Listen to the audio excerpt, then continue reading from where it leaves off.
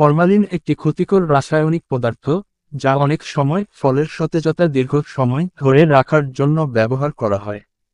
পাকা আমে যদি ফরমালিন ব্যবহার করা হয়ে থাকে, তবে তা খাওয়া স্বাস্থ্যের জন্য মারাত্মক ঝুঁকিপূর্ণ হতে পারে।